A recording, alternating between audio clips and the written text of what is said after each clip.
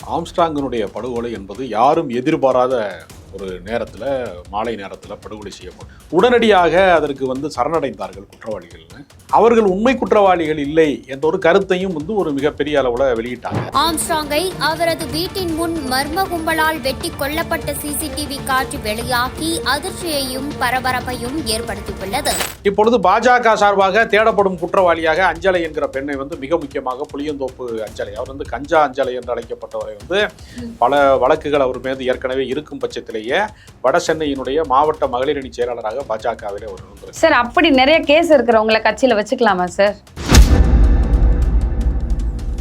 அந்த மலர்கொடி இந்த தோட்டம் சேகர் அவர்களோட மனைவிதான். தோட்டம் சேகர் என்பவர் தோட்டம் சேகர் அவர்களோட மரணத்திற்கும் ஆம்ஸ்ட்ராங் அவர்களுக்கும் என்ன சார் சம்பந்தம்? இதிலே மிக முக்கியமான குற்றவாளியாக சம்போ செந்தில் என்பவர் முக்கியமான ஒரு ஆளாக இருக்கிறார். அவரு இந்த படுகொலையே ஒரு அரசியல் படுகொலை என்று வெளியில் சொல்லிக் கொண்டாலும் அடிப்படையிலே அது அரசியல் படுகொலை அல்ல. தாண்டி குற்ற பின்னணி உடையவர்களுக்கான ஒரு கேங்ஸ்டர் மோதலாகத்தான் இந்த பிரச்சனை இருக்கிறது.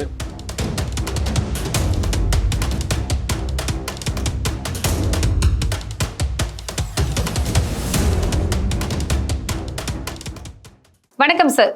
வணக்கம் சார். எல்லா இடத்துலயும் ரொம்ப பரபரப்பா பேசிட்டு இருக்க ஒரு விஷயம் ஆம்ஸ்ட்ராங் அவர்களின் மரணம், கொலை. பயங்கரமா கொலை செஞ்சிருக்காங்க, திட்டமிட்டு கொலை செஞ்சிருக்கிறாங்க. படம் மாதிரி ஒரு படம் பார்த்தா இதுக்கப்புறம் என்ன நடக்கும், இதுக்கப்புறம் என்ன நடக்கும் அப்படிங்கிற நிறைய எதிர்பார்ப்புகள் வந்திருக்கு இந்த கொலையில. பார்த்தா நேத்து வரைக்கும் அந்த கையில மாட்டின அந்த சரண்டர் அடைஞ்ச 8 பேருன்னு சொன்னாங்க, அடுத்து 11 பேருன்னு சொன்னாங்க. இன்னைக்கு பார்த்தா நிறைய பெண்களும் அப்புறம் அட்வொகேட்ஸும் இருக்கிறாங்க. அதுல முக்கியமா அஞ்சலைன்னு ஒருத்தவங்களை குறிப்பா சொல்றாங்க. அப்புறம் தோட்டம் சேகர் அவர்கள் கொலை வழக்கு இதுல சம்மந்தப்பட்டிருக்கு அப்படிங்கிற ஒரு விஷயம் சொல்றாங்க. என்னதான் நடக்குது கேட்கும் போது ஒரு பயமா இருக்கு சார். இந்த வட சென்னை படத்துல வந்த மாதிரி என் கணவரை கொண்டவரை நான் யாரையும் சும்மா விட மாட்டேன் அப்படிங்கிற மாதிரி திட்டம் போட்டு கொலை பண்ணியிருக்க மாதிரி ஒரு நிறைய விஷயங்கள், தகவல்கள் வெளியே வந்துகிட்டே இருக்கு. உங்களுக்கு தெரிஞ்சத மக்களுக்கு தெளிவா சொல்லுங்க சார். ஆம்ஸ்ட்ராங்கினுடைய படுகொலை என்பது யாரும் எதிர்பாராத ஒரு நேரத்தில் மாலை நேரத்தில் படுகொலை செய்யப்பட்டார். கண்டிப்பா கண்டிப்பா சார். உடனடியாக அதற்கு சரணடைந்தார்கள் குற்றவாளிகள்னு. அப்பொழுது அவங்க என்ன சொன்னாங்கன்னா, ஆற்காடு சுரேஷனுடைய தம்பி புன்னை பாலு இந்த மாதிரியான ஆட்கள் சரணடைந்தார்கள். திருவேங்கடம் உள்ளிட்டவர்கள் சரணடைந்தாங்க. அவர்கள் உண்மை குற்றவாளிகள் இல்லை என்ற ஒரு கருத்தையும் ஒரு மிகப்பெரிய அளவுல வெளியிட்டாங்க. அதுவுமே நிறைய பிரச்சனையா போயிட்டு தான் சார். அதற்கு பின்னால் சிசிடி காட்சிகளை எல்லாம் காவல்துறை வெளியிட வேண்டிய கட்டாயம் அரசுக்கும் ஏற்பட்டது.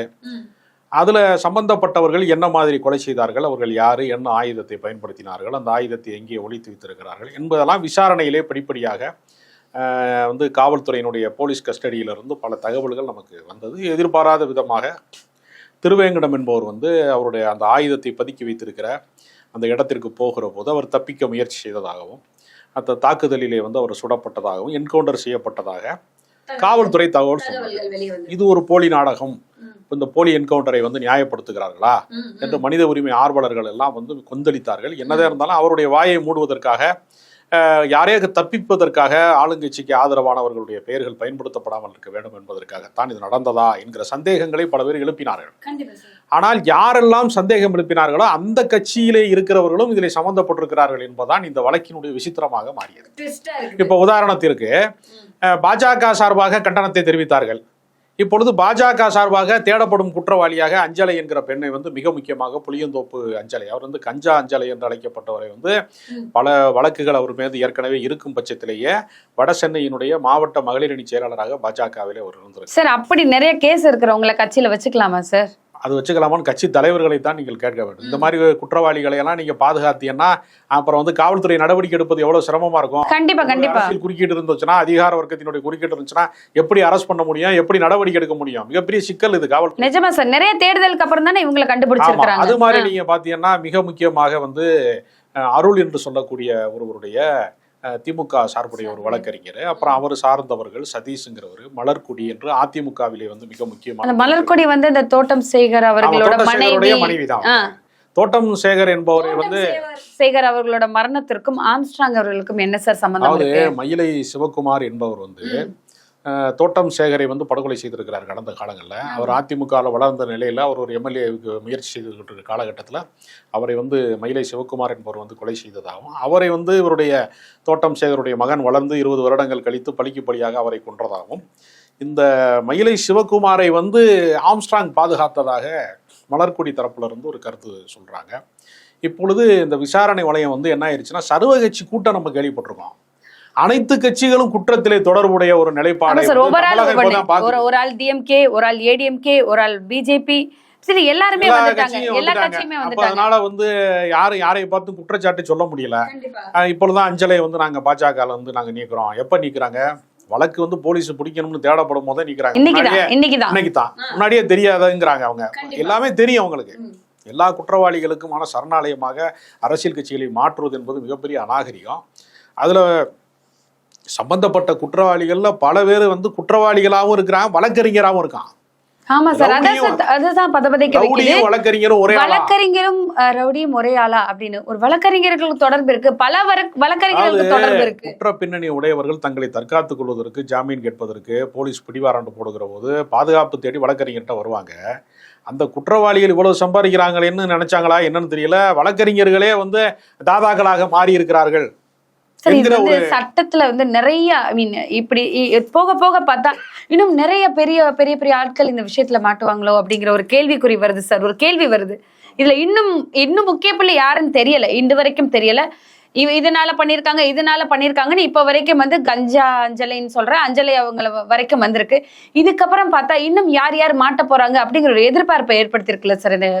தமிழ்நாடு முழுக்க இருக்கக்கூடிய கூலிப்படைகள் இதற்குள்ளே சம்பந்தப்பட்டிருக்கிறார்கள் எல்லாருமே சார், தமிழ்நாடு முழுவதும். இதுல வந்து நாம வந்து இதுவரைக்கும் வந்து காவல்துறையால் கண்டறியப்பட்ட அல்லது ஓரளவுக்கு அறிவிக்கப்பட்ட குற்றவாளிகளை பேசுகிறோம். தலைமறைவு குற்றவாளியாக ஒருவர் வந்து இலங்கையிலே இருந்து ஒரு கேங்ஸ்டராக இங்கே வந்து சில கொலைகளை செய்துவிட்டு அவர் வந்து தலைமறைவாகி விடுகிறார் என்கிற ஒரு முக்கியமான ஒரு தகவல் வந்து இருக்கிறது சார். ஸ்ரீலங்கால இருந்து இங்க வந்து பண்ணிட்டே போயிடுறாரு திருப்பி. இதுல மிக முக்கியமான குற்றவாளியாக சம்போ செந்தில் என்பவர் வந்து முக்கியமான ஒரு ஆளாக இருக்கிறார். அவரு சார், அவர் எங்க இருந்து வந்தவர்? அவர் வந்து தூத்துக்குடி பகுதியில் இருக்கக்கூடியவர், வெங்கடேச பண்ணையாருக்கு உறவினர்னு சொல்றாங்க.